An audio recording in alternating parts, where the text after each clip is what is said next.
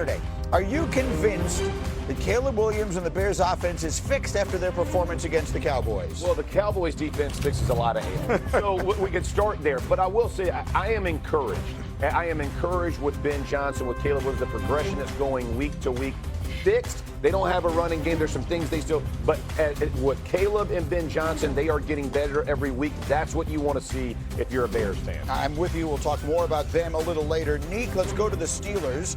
Are you convinced that Pittsburgh's defense is fixed after forcing 5 turnovers against the Patriots? I mean, I know this sounds a little counterintuitive after 5 turnovers, but the answer is no. Like, creating 4 fumbles and 1 interception, while it felt like the Patriots, who aren't a great offense, could move the ball at will, it didn't seem like we still aren't quite at that Pittsburgh Steelers defense that we expect. Yeah, that felt more like a game that the Patriots lost than one that the Steelers won.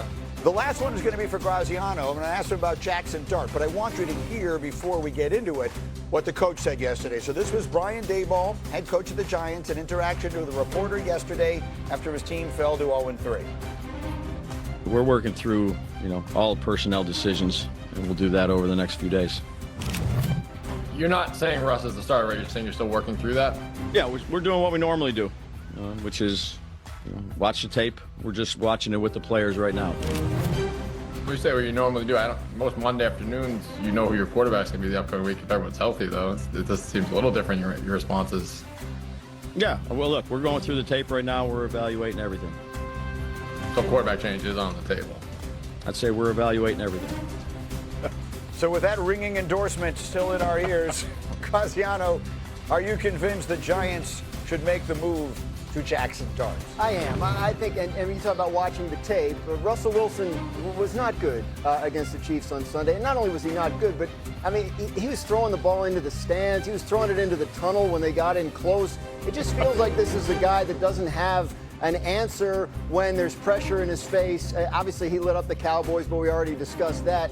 I think Jackson Dart gives them something more at this point, maybe his ability to escape pressure, whatever it is. But I think we're at a point now where it's very clear that Russell's not the answer. So the sequence he's talking about, you may not have stayed up late Sunday night to watch it. At the end of the game against Kansas City, they still have a chance. Yeah. And they give a first down there in the scoring area. And, Jeff, we'll show some of these plays here. You were, I don't want to put words in your mouth, sort of outraged by this. Right? This is, for a seasoned vet like Russ, this can't happen. And this is what Daboll is going to take up to the front when he decides he wants to make the change. First of all, you can't throw a ball so far out of bounds that you get an intentional grounding. Now you're holding the ball, you throw it again over the goalpost. A little pressure there. Okay, so let's move it off. Fourth down, right?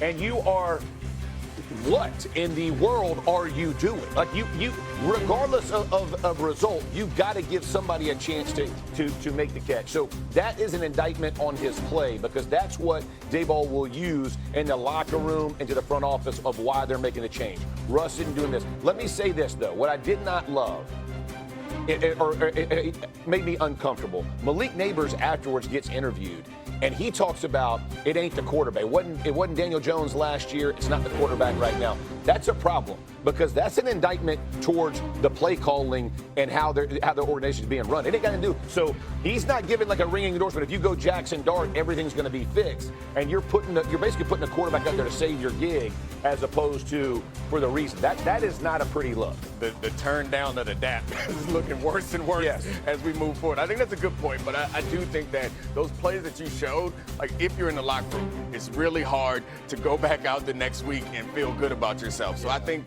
that's the part that pushes against, because like this is my career too, and I understand that you want to protect Jackson Dart and you want to put him out there when he is most well prepared, but you can't have me keep going out there putting my career on the line in a situation where we're not even trying. Like these plays, we're not trying. Right. And even if it doesn't get better, if a rookie quarterback is doing this, at least you can kind of understand. Russ in year 14. Like this is the thing that's definitely not supposed to happen. That's as ugly as it When you say that, like guys in the locker room, my career, like selfishly for my career, I'll be on the call, Giants versus Saints 2 weeks from now. I'm hoping they wait till then to put Jackson Dart in, so we could be the one to. But to your point, when you're watching that, and I think red zone offense for quarterbacks are probably one of the biggest challenges of being able to execute. So what you're saying, Gross, if Russ can't do it and he looks that bad at it, it's not just this game. It's been the entire season in the red zone. You can go back to last year with the Steelers as well. You might as well give Jackson Dart, because if I'm in that locker room and I'm Malik Neighbors, because to Neighbors' point, you say those things because you're trying to protect Russell Wilson, the quarterback out there. You don't want to throw him under the bus. But there's hope. If Jackson Dart comes in, guys in the locker room are like, all right, we have a different chance now to be a good football team. And J-Mac, you might get a great point. Here's the thing for aging quarterbacks and, quote, bridge quarterbacks, right, is they become risk adverse. And the problem for you as a football team is you're not good enough to be risk averse. You got to let it rip. And when you get the situation where you're in the red zone, at some point, put the ball in harm's way, because the quote gunslinging type quarterbacks that get out there and do it, that's what Jackson Dart was going to do. He's going to come out there and make it happen, you know? That's unbelievable, that Hembo stat. He has a 0.8 QBR in the red zone this year. Russell Wilson is on a scale from 0 to 100. It's about as bad as can be. I get the desperation right now and the panic that you feel, and we want to start Jackson Dart. And I'm not saying that they shouldn't, but you have to understand that once you press that red button in week 4, you ain't got no more button to press when you lose 4 in a row and it's week 10. You got Jameis. The Jameis button? The Jameis button. You can't push the red one and then the double panic. Jameis will go try to make a play, though. I like it. He'll let it rip. He'll let it rip. Throwing it into the tunnel. I actually don't think it's a terrible idea. If you don't know Jackson Dart is ready to go, let him go. And Russell Wilson clearly can't do it. Put Jameis out there. It can't get You're going to have fun. Don't put Dart out there if he's not ready. That's definitely not the solution. We didn't do it, and that's not going to be good enough. There's nobody in that locker room who thinks that's good enough. That's disappointing. That's bad run defense, and that's not who we are. It cannot be who we are. It's not going to be good enough. It's not going to be acceptable, and it's got to be better. So, I mean, here are the numbers. We've made so much fun of the Cowboys defense, and I take back none of that.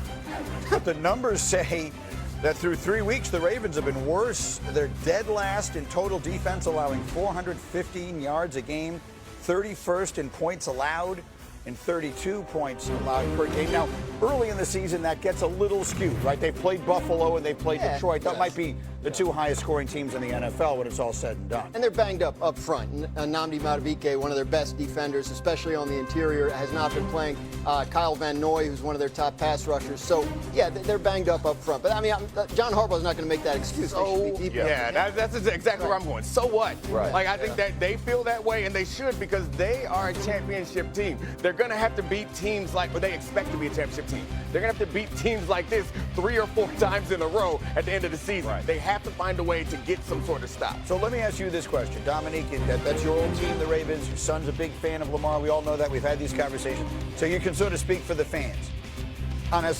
If I would ask you to sort of assess the panic meter, how concerned we are in late September about a Ravens team that is Super Bowl or bust, how concerned are you? I mean, honestly, I think the concern is low. It reminds me a little bit of where they were last year, where the defense was struggling. It's a slight difference, though. Last year, the defense was struggling because they were having coverage breakdowns. That's something you can address with attention to detail. The problem in this game was there was no breakdowns. There was no tricks. There was nothing. I mean, there were some trick plays, but that wasn't the problem. The problem was the line of scrimmage started here and it ended there.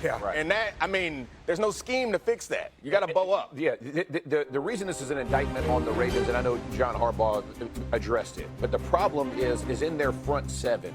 They can't create pass rush, and they're not stopping the run. Okay, so you may say, well, we got pass rush guys. Okay, so we can't do a great job on the run. No, they're doing neither well. That is a problem. And you're going to face the Bills again. You have the Chargers who want to be a physical team. They want to come run that. The Colts want to be physical. They got Jonathan Taylor. Like, teams are morphing into what will be a problem for the Ravens if they don't get their front 7 fixed. And the year they had 2 years ago, when they ran to the 1 seed, right? And I know it ended badly with the loss to the Chiefs, but they were a dominant team that year, and they were a dominant defense. You showed up to play the Ravens, they were going to smother you and keep you from doing what you wanted to do. Obviously, last night, that is not what happened. My concern with the Baltimore Ravens, you talked about 2 years ago in the AFC Championship game, last year against the Buffalo Bills. Nick, you can attest to this. They remind me of like the practice squad receiver on a Friday, where now that's his Sunday. So he's going out there, and he is absolutely balling. Yeah. Next thing you know, the next week he's elevated. Now he's out there with the offense, and he's not reading a card anymore. And it's just like, who is this guy? For the Baltimore Ravens, in the biggest moments, yes, in the regular season, primetime, they've won games, but they have to find a way to get over the hump and be the team that we all look at them on paper and say, this is one of the best defenses in the NFL, but it doesn't show up. So week 3 is now official.